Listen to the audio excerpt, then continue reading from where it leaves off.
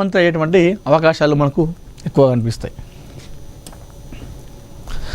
జగన్ బాటలో విజయ్, దిశ తరహాలో సింగప్పన్ స్పెషల్ అంట. తమిళనాడు సీఎంగా బాధ్యతలు చేపట్టిన నెల రోజులకు విజయ్ మరో కీలక నిర్ణయం తీసుకున్నారు. మహిళల రక్షణ కోసం సింగప్పన్ స్పెషల్ టాస్క్ ఫోర్స్ ఏర్పాటు చేసిరట.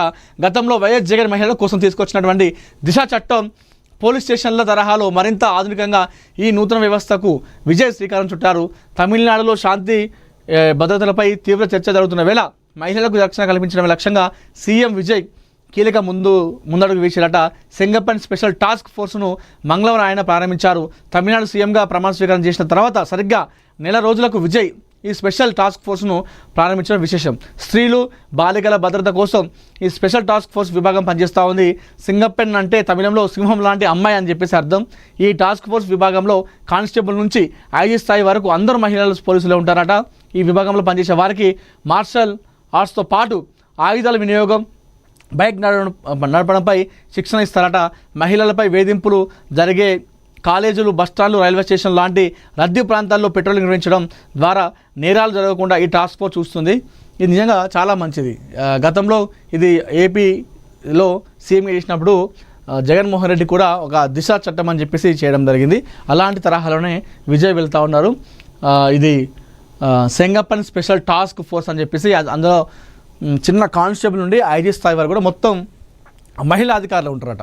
అయితే ఇది ఇట్లా ఉంటే చాలా మంచిది. ఎందుకంటే అక్కడక్కడ మనం చూస్తాం కొంతమంది అమ్మాయిలకు, మహిళలకు ఏమైనా బాధ, ఇబ్బంది వస్తే వాళ్ళు అక్కడ వెళ్ళడానికి జంకుతారు. ఎందుకంటే అక్కడ పురుషులు ఉంటారు, అబ్బాయిలు ఉంటారు కావచ్చు, పోలీసు వాళ్ళు, కానిస్టేబుల్ కావచ్చు, ఎస్ఐలు, సీఏలు ఇట్లా ఉంటే చెప్పడానికి భయపడతారు.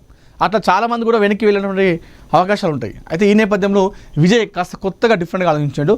అందరూ కూడా మహిళలనే పెట్టడం జరిగింది. అట్లా పెడితే ఒక అమ్మాయి కావచ్చు, లేదా ఒక మహిళ కావచ్చు, బాలికలు కావచ్చు, చెప్పుకోవడానికి భయపడకుండా వాళ్ళు ధైర్యం చేసి ముందుకెళ్తారు. ఈ విషయంలో విజయ్ అంటే ఒక సినిమాలో లాంటి ఏదైతే ఉంటాయో అలాంటి తరహాలో ఇక్కడ బయట కూడా చేస్తూ ఉన్నాడు. సినిమాలో ఏ విధంగా అయితే అమ్మాయిలను కాపాడడము పోలీసుడిగా చాలా సినిమాలు చేసిండు, ఒక సీఎంగా కూడా సర్కార్ అనే సినిమాలో, అట్లానే రియల్ లైఫ్లో కూడా చేస్తూ ఉన్నాడు విజయ్.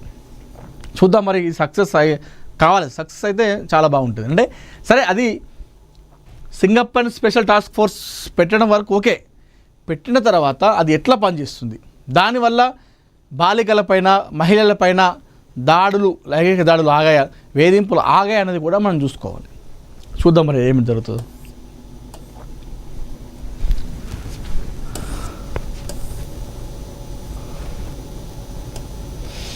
అభివృద్ధి ప్రజాప్రభుత్వ ప్రధాన లక్ష్యం అంటూ కూడా మనం ఇక్కడ చూసుకోవచ్చు. పొంగులేటి శ్రీనివాసరెడ్డి గారు కాంగ్రెస్, టీఆర్ఎస్ ప్రజలను మోసగిస్తున్నారని చెప్పేసి ఇక్కడ మనం వార్త చూసుకోవచ్చు.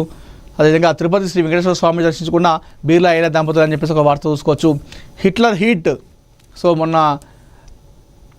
ఏదైతే ఒక వ్యాఖ్యలు చేయడం జరిగిందో ఆ వ్యాఖ్యల పైన ఒక పెను దుమారం అయితే కనిపిస్తూ ఉంది. ప్రేమల పడ్డ ఆర్టిఫిషియల్ ఇంటెలిజెన్స్, డేటింగ్ ప్రపంచంలో సరికొత్త శకం. మనుషుల మనోభావాలకు సాంకేతిక అద్దం పడుతున్నామన్నమాట. ఆధునిక యుగంలో ప్రేమ, ఆప్యాయత, అనుబంధాలు పూర్తిగా డిజిటల్ మాయాజాలంలో చిక్కుకుంటున్నాయి. ఒకప్పుడు రెండు మనసుల మధ్య సహజంగా పుట్టే ప్రేమ ఇప్పుడు ఆర్టిఫిషియల్ ఇంటెలిజెన్స్, కృత్రిమ మేధ అనే మూడో వ్యక్తి చేతుల్లోకి మారుతుంది. ఆన్లైన్ డేటింగ్ యాప్లలో మీరు చదివే అద్భుతమైన సందేశాలు, మనసును కదిలించే కవిత్వాలు, చమత్కారమైన సంభాషణలు నిజంగా మీ సంభావ్య భాగస్వామి మనసులో నుంచి వచ్చినవి కాకపోవచ్చు. అవి చాట్ జీపీటీ, జెమిని లేదా ఇతర ఏఐ టూల్స్ సృష్టించిన అక్షరాల గ్యారడీ అయ్యే అవకాశాలు మెండుగా ఉన్నాయి. అంటే దీని అర్థం ఏంటిదంటే, ఒక్కొక్క సందర్భంలో ఒక అమ్మాయి, అబ్బాయి మధ్యలో ప్రేమ పుడితే అది వాళ్ళ మనసులో ఉన్నటువంటి భావాలు, వాళ్ళ మనసులో ఆ టైంలో అమ్మాయి పైన కావచ్చు, లేదంటే ఆ అబ్బాయి పైన కావచ్చు, ఆ భావాలన్నింటినీ కూడా తన మనసు నుండి వచ్చినటువంటి దాన్ని చాటింగ్ ద్వారా చేసేవాళ్ళు.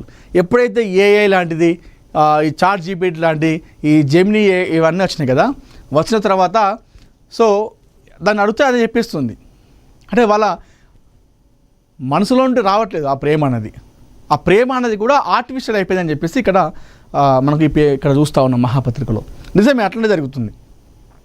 ఇప్పుడు ఏముంది, ఇప్పుడు ఒక అమ్మాయి బర్త్డే ఉందనుకోండి, ఒక బెస్ట్ ఫ్రెండ్ అనుకోండి, అంటే ఒక ప్రియురాలు, తన ప్రియురాలు బర్త్డే ఉందనుకోండి, తను ఏం చేస్తాడంటే చాట్ జీపీటీ ఓపెన్ చేస్తాడు.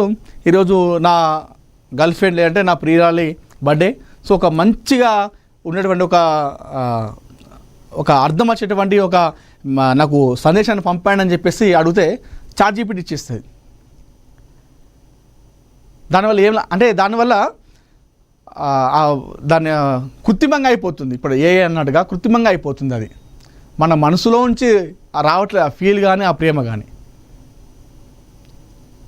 ఒకడొక అప్పటి ప్రేమకి ఇప్పుడు AI తర్వాత వచ్చినటువంటి ప్రేమకి చాలా డిఫరెన్స్ ఉంటుంది అనేది దీని యొక్క సారాంశం. నా ఫ్రెండ్ బర్త్డే ఒక మంచిది, ఒక ఎమోషనల్గా ఉండేటువంటి ఒక బర్త్డే విషయం అంటే పంపించేస్తుంది. అదే నువ్వే అనుకో, మనం చేస్తే అరే మామ నువ్వు అంటే నువ్వు నా దిలువురా, నువ్వు జాన్రా, నా జాన్గా తుగుడారా, ఏదో ఒకటి పంపిస్తాం కదా. నువ్వు నా జాన్ చెప్ప మామ, నువ్వు అంటే నాకు పిచ్చిరా, మన ఇద్దరు ఎప్పుడు కొట్టుకున్నా తిట్టుకున్నా కానీ లాస్ట్కు నేను నీకే ఫోన్ చేస్తాం మామ, ఇంతేరా మామ అని చెప్పేసి మనం ఇట్లా క్యాజువల్గా చెప్పేస్తాం.